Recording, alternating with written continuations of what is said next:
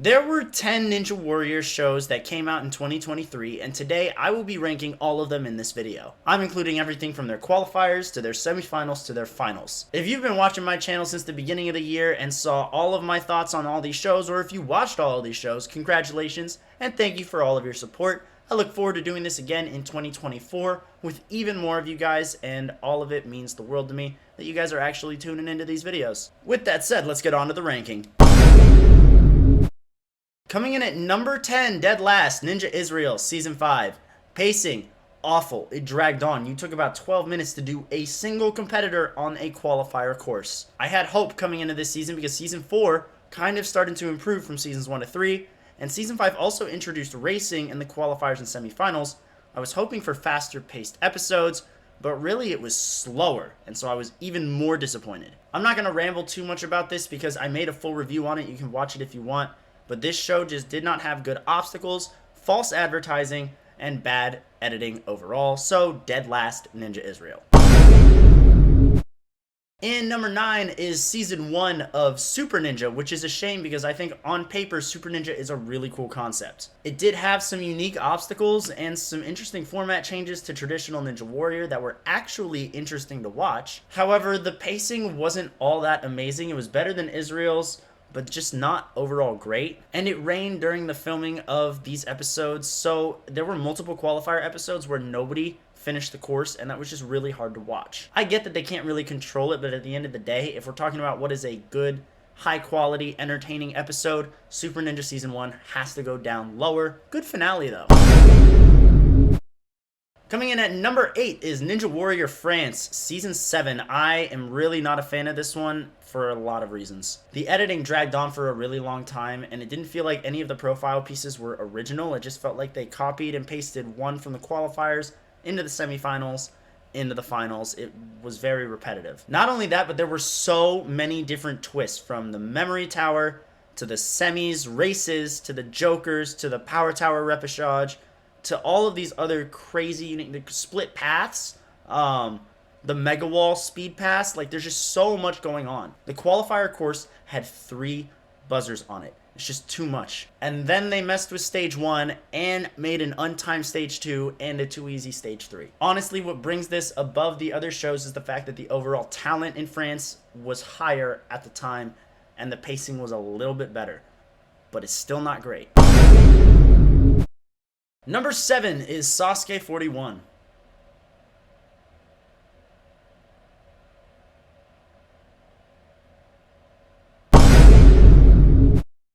Coming in at number 6 is American Ninja Warrior Season 15. If you watched my ranking of all the finales or my review of Vegas, you'd understand that I kind of enjoyed Vegas. There were parts of it that I didn't think I would like that I ended up liking. However, I was so incredibly bored with the qualifiers and most of the semifinals. It's kind of crazy to think that they were hour-long episodes, and I felt like they dragged. A lot of it just felt very artificial, copy-paste, like they were just trying to move the show along and not actually tell stories. And I don't mean tell stories like profile pieces, I mean tell stories like create a new star. I feel like they kind of just knew that Vance Walker was going to win, so they rested on that result and knew that Vance Walker would be the face of the show afterwards, so they didn't need to try prior to that. But decent obstacles, decent Vegas-ish, and a good finale in my opinion. I liked the final episode.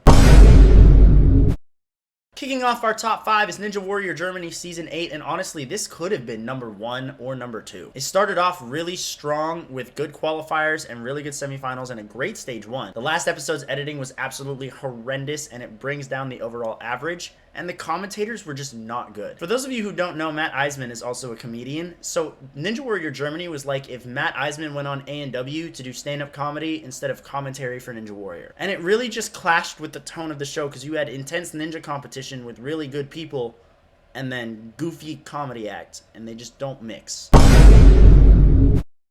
I can't believe that I put Ninja Warrior Poland Season 8 at number 4, but here we are. Ninja Warrior Poland Season 8 was kind of like a game of roulette. I feel like they just kind of randomized results and then told the competitors to fail at certain spots because that's how random the results of this season was. With that said, there were a lot of shocking moments from top competitors that left me absolutely surprised. Definitely made the show a little more entertaining.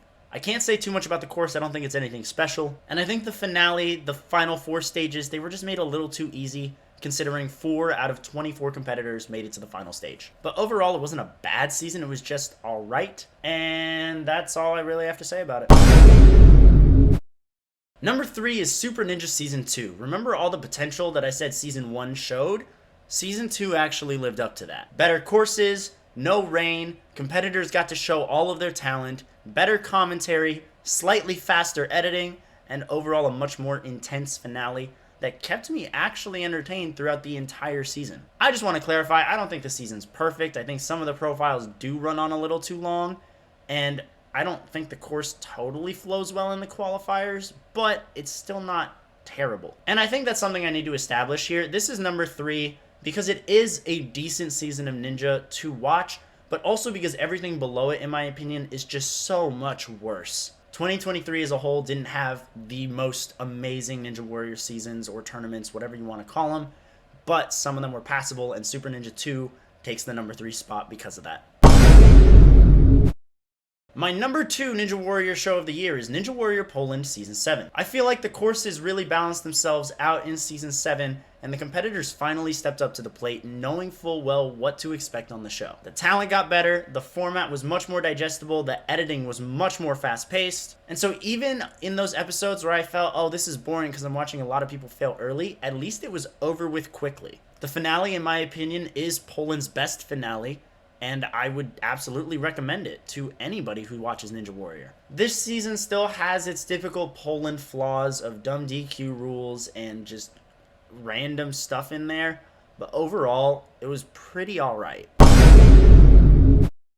We made it the number 1 Ninja Warrior show of 2023 in the world is Ninja Warrior France Face Against Legends, aka Season 8.